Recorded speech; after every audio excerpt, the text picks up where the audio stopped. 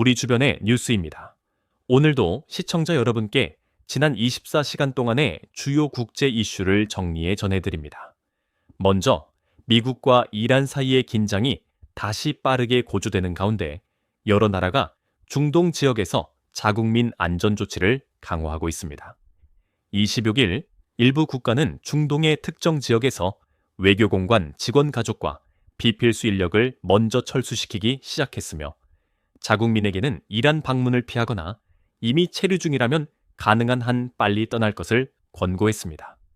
이런 흐름 속에서 핀란드 외교당국은 이란으로의 모든 여행을 피하라고 경고하는 한편 예멘과 리비아에서는 즉시 출국하라고 안내했습니다.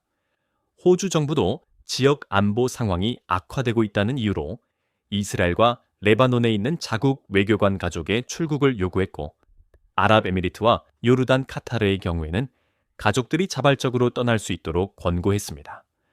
또 다른 유럽 국가들 역시 비슷한 수준의 경보를 잇따라 내놓았고 일부 정부는 남아있기로 결정한 경우 린 대피 과정에서 정부 지원을 기대하기 어렵다는 점까지 분명히 했습니다.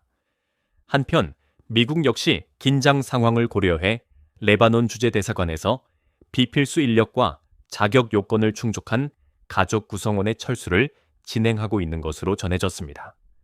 같은 날 미국과 이란은 제네바에서 간접 방식의 추가 협상을 이어갔고 미국 측은 군사적 가능성을 언급하며 압박 수위를 높이는 모습도 보였습니다.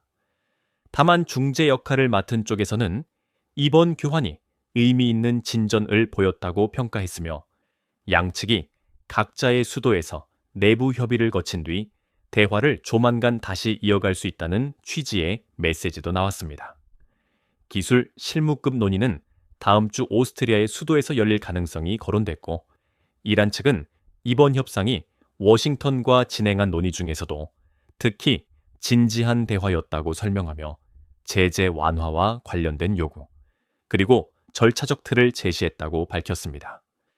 반면 미국 측은 구체적 결과에 대해 공식 발표를 내놓지 않았고 협상 흐름을 잘 아는 주변에서는 여전히 신중한 기류가 강하다는 관측도 나옵니다. 다음은 미주 지역 소식입니다. 베네수엘라의 니콜라스 마두로 대통령은 26일 미국 뉴욕의 연방 판사에게 자신을 겨냥한 마약 밀매 사건을 기각해달라고 요청했습니다. 마두로 측은 미국 정부가 베네수엘라 정부의 변호사 비용 지급을 가로막아 방어권을 침해했다고 주장하고 있습니다. 앞서 뉴욕에서 열린 첫 재판에서 마두로 대통령과 배우자 실리아 플로레스는 관련 혐의에 대해 무죄를 주장했으며 유죄가 인정될 경우 장기간의 실형에 처해질 수 있다고 전해졌습니다. 변호인단은 한때 미국 재무당국이 제재 예외를 일시적으로 허용했다가 몇 시간 만에 별다른 설명 없이 철회했다고 말하며 이 조치가 미국 헌법상 변호인 조력을 받을 권리를 침해했다고 주장했습니다. 또한 변호 비용이 확보되지 않으면 변호를 지속하기 어렵다고도 밝혔습니다. 마두로 대통령은 미국이 압박을 강화하던 시점에 특수작전 과정에서 체포된 것으로 알려졌고 미 검찰은 그가 장기간 권력을 이용해 마약 유통망을 도왔다는 취지의 의혹을 제기해왔습니다. 반면 베네수엘라 측은 마두로가 여전히 합법적 대통령이라는 입장을 유지하고 있습니다. 이어 핵 군비 통제 관련 발언도 나왔습니다.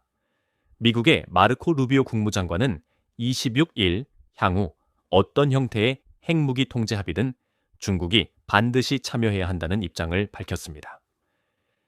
루비오 장관은 미국과 러시아만으로는 실질적인 합의가 어렵다며 중국을 포함한 3자 협의 틀을 추진하겠다고 언급했습니다.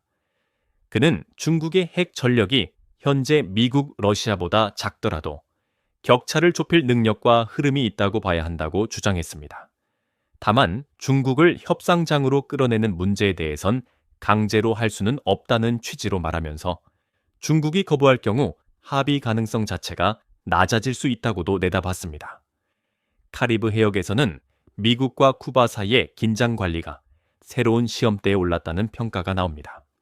25일 쿠바 인근 해상에서 발생한 총격 사건으로 여러 사상자가 나왔고 쿠바 당국은 미국 플로리다에 등록된 고속정이 자국 해역으로 들어왔으며 순찰대가 접근하자 총격이 발생했다고 밝혔습니다.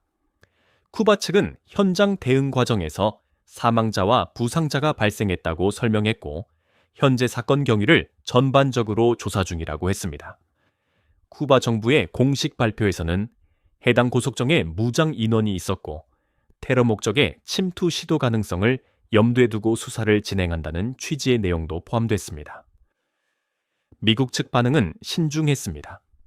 루비오 장관은 쿠바가 제공한 정보를 독립적으로 확인한 뒤 대응을 결정하겠다고 말했고 양국이 이주 문제 등을 다루는 해안 경비대 채널을 통해 기본적인 소통은 유지하고 있다고 설명했습니다. 백악관도 상황을 주시하고 있으나 아직 최종 평가를 내릴 만큼의 구체 정보가 충분하지 않다는 입장을 보였습니다. 동시에 플로리다 일부 정치권에서는 사건의 발생 경위와 탑승자들의 법적 지위 등을 놓고 주연방 차원의 조사를 촉구하는 목소리도 나온 것으로 전해졌습니다. 마지막으로 쿠바의 에너지 위기 소식입니다.